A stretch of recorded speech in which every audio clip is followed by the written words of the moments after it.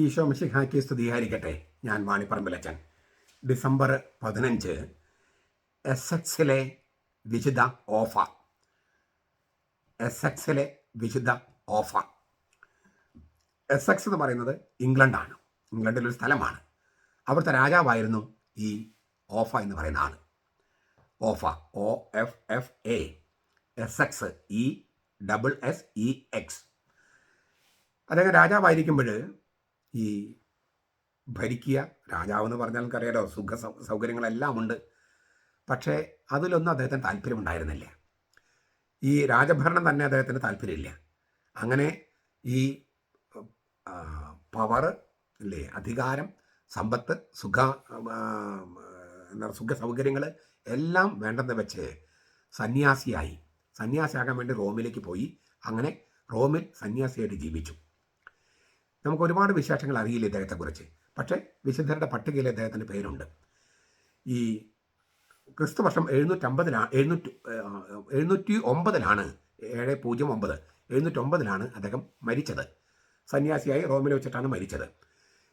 അദ്ദേഹം രാജാവായിരുന്നെന്നും ഇങ്ങനെ രാജകിരീടമൊക്കെ ഉപേക്ഷിച്ച് സന്യാസിയായി എന്നും അങ്ങനെയുള്ള കാര്യങ്ങളൊക്കെ നമുക്കറിയാം. പക്ഷേ മറ്റു വിശദാംശങ്ങൾ അത്രമായിട്ട് കൃത്യമായിട്ട് അറിയില്ല. ഞാൻ ഒറ്റ കാര്യമാണ് ചൂണ്ടിക്കാണിക്കുന്നത്. എത്രയോ പേരുണ്ട് അങ്ങനെ ഈ ലോകത്തിലെ സുഖ സൗകര്യങ്ങളൊക്കെ വേണ്ടെന്ന് വെച്ച്, അധികാരം വേണ്ടെന്ന് വെച്ച്, പണം വേണ്ടെന്ന് വെച്ച്, സുഖ സൗകര്യങ്ങൾ വേണ്ടെന്ന് വെച്ച് അതിനെങ്ങനെയാണ് കഴിയുന്നതെന്ന് ചോദിച്ചാൽ, അത് ദൈവമായിട്ടുള്ളൊരു അടുപ്പം വരുമ്പോൾ ഈ വക സംഗതികൾക്കൊന്നും വലിയ പ്രാധാന്യം ഉണ്ടാകില്ല. നമ്മൾ നോക്കണം, ഒരു ചെറിയ അധികാരങ്ങൾ പോലും കിട്ടാൻ 4-5 അംഗങ്ങളുള്ള ഒരു കുടുംബത്തിൽ ആർക്കാണ് അധികാരം എന്ന തർക്കമാണ് നമ്മുടെ പല കുടുംബങ്ങളിലും. നമ്മുടെ മിക്ക സംഘടനകളിലും ഈ പ്രശ്നമുണ്ട്. നമ്മൾ ഈഗോ എന്നൊക്കെ പറയും. ആരാണ് വലിയവൻ വലിയ പ്രശ്നമാണത്. ഞാനാണോ വലുത്, നീയാണോ വലുത്? 28 വയസ്സിൽ ഞാൻ വീട് പണിത്, നീ 28 വയസ്സിലാണ് വീട് പണിത്, അപ്പം ഞാനല്ലേ 6 മാസത്തിന് ഞാനാണല്ലേ വലിയവൻ എന്ന് തർക്കമുണ്ടായിട്ടുണ്ട്. എനിക്കറിയാവുന്ന രണ്ട് പേരാണ്. അതായത് 2 പേർക്കും ജോലി കിട്ടി. ഒരാൾ 6 മാസം മുമ്പ് വീട് പണിതു, നല്ല വീട്. മറ്റാളും പണിത് 6 മാസം കഴിഞ്ഞിട്ടാണ്. പക്ഷെ ഇതിൽ ആരാണ് വലിയവൻ? 6 മാസം മുമ്പ് വീട് പണി കഴിഞ്ഞത് എൻ്റെ അല്ലേ എന്നാണ് ചോദിക്കുന്നത് ഒരുത്തൻ. ഇങ്ങനെയുള്ള നമുക്ക് പറ്റിയായിട്ട് തോന്നും. പക്ഷെ നമ്മുടെ ഉള്ളിൽ അടക്കമുള്ള ഒരു പ്രശ്നമാണ് ഈ 3 കാര്യങ്ങൾ. ഒന്ന് പവർ, മറ്റൊന്ന് പൊസഷൻ, സമ്പത്ത്, പിന്നൊന്ന് നമ്മൾ പറയാം സെക്സ്, ഇല്ലേ, ലൈംഗികത, പിന്നെ പണം, പിന്നെ പവർ, അധികാരം. ഈ 3 സംഗതികൾ വേണ്ടെന്ന് വയ്ക്കുക. സെക്സ് എന്ന് പറഞ്ഞാൽ, പെണ്ണെന്ന് വെച്ചാൽ സുഖ സൗകര്യങ്ങൾ മൊത്തത്തിൽ ഉദ്ദേശിക്കുന്നതാണ്. ഇത് 3 വേണ്ടെന്ന് വയ്ക്കുക എന്ന് പറയുന്നത്, എല്ലാവരും വേണ്ടെന്ന് വയ്ക്കണം എന്നല്ല ഞാൻ പറയുന്നത്. ആ വേണ്ടെന്ന് വയ്ക്കുക എന്ന് പറയുന്നത് ഒരു വലിയ ത്യാഗം ആവശ്യപ്പെടുന്ന സംഗതിയാണ്. ഇത് കിട്ടാൻ വേണ്ടിയിട്ടാണ് ഈ ആൾക്കാർ മുഴുവൻ ഈ എത്രയോ മണിക്കൂറുകളും ഉറങ്ങാതിരുന്ന് ജോലി ചെയ്യുന്നതിൻ്റെയൊക്കെ പോയിന്റ് അതാണ് പലപ്പോഴും. പക്ഷെ അത് വേണ്ടെന്ന് വയ്ക്കാനായിട്ട് ഈ രാജാവിന് കഴിഞ്ഞു. സന്യാസിയായി. ആ ഒരു കർത്താവിനെ തിരിച്ചറിഞ്ഞെന്നുള്ളതാണ് പോയിന്റ്. ക്രിസ്തുവിനെ തിരിച്ചറിയുമ്പോൾ നമ്മൾ വലുതെന്ന് കരുതുന്ന മിക്ക സംഗതികളും ഒന്നുമല്ലാതാകും. അതുകൊണ്ടാണ് കർത്താവ് ഈശോ പറഞ്ഞത്, മനുഷ്യൻ അപ്പം കൊണ്ട് മാത്രമല്ല ജീവിക്കുന്നത്, ദൈവത്തിൻ്റെ വായിൽ നിന്നും വരുന്ന ഓരോ വചനം കൊണ്ടുമാണ്. നമുക്ക് ഭക്ഷണം മാത്രം കഴിച്ച് ജീവിക്കാൻ പറ്റുമോ? പാട്ട് കേൾക്കണ്ടേ? സൗന്ദര്യം വേണ്ടേ? ഇല്ലേ? സിനിമ വേണ്ടേ? നല്ല നോവൽ വായിക്കണ്ടേ? അതൊന്നും ഇല്ലാതെ നമുക്ക് നല്ല സിനിമകൾ കാണണ്ടേ? അതൊന്നും ഇല്ലാതെ ജീവിക്കാൻ പറ്റുമോ? അപ്പോൾ ഭക്ഷണം മാത്രം കഴിച്ച് ജീവിക്കാൻ കഴിയില്ല. ഇനി ഇതൊക്കെ കിട്ടിയാൽ നമുക്ക് സന്തോഷം വരുമോ? ഇല്ല. ദൈവമില്ലാതെ ജീവിച്ച സന്തോഷം ഉണ്ടാകുമോ?